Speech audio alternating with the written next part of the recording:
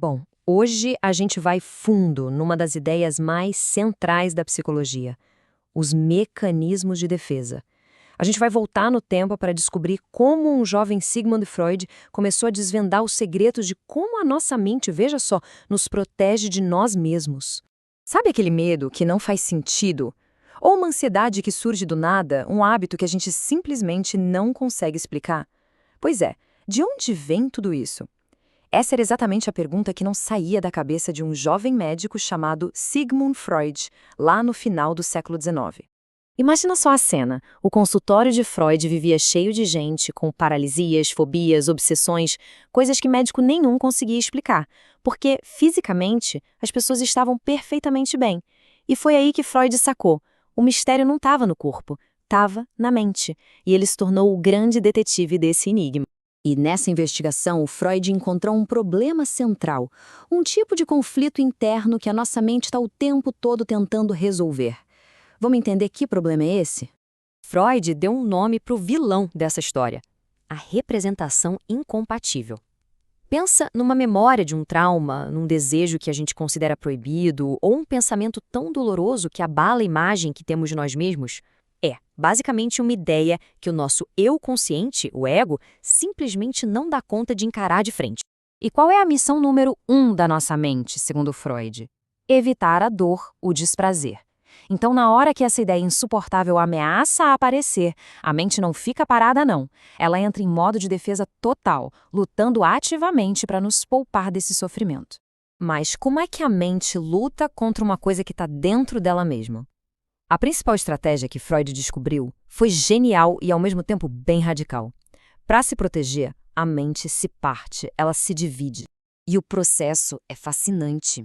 Primeiro, a mente meio que abaixa o volume da ideia. Ela enfraquece o pensamento.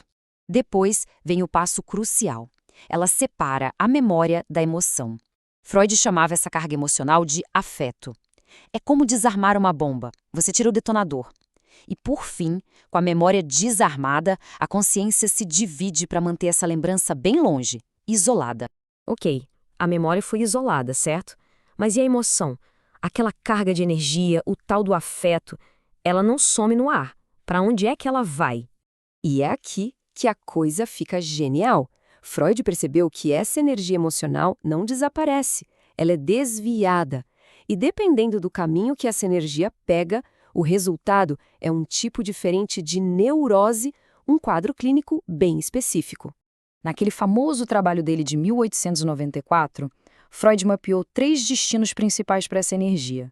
Vamos dar uma olhada agora nas 3 grandes formas de defesa que ele descreveu. Essa tabela resume tudo de um jeito bem claro. Olha só, na histeria, a energia é convertida e vai parar no corpo.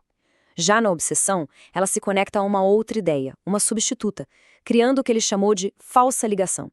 E por último, na psicose, a defesa mais drástica de todas: a própria realidade é rejeitada. Mas tá bom de teoria, né? A parte mais incrível é ver como isso tudo funcionava na prática, nos casos reais que Freud atendia no consultório. Essa citação é muito forte, né?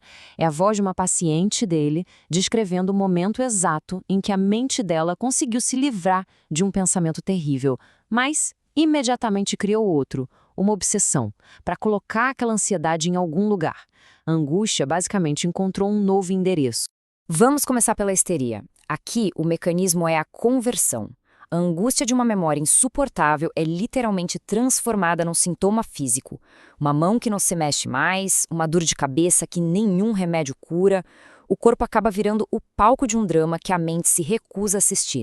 Na obsessão, a estratégia é outra. A emoção, que muitas vezes vinha de um desejo sexual considerado inaceitável para a moral da época, era deslocada. Ela se grudava numa ideia que não tinha nada a ver. Tipo, a necessidade de checar se a porta está trancada 50 vezes. O ritual obsessivo vira uma tentativa desesperada de controlar uma ansiedade que tem uma origem totalmente oculta. E aí chegamos na psicose, a defesa mais radical de todas.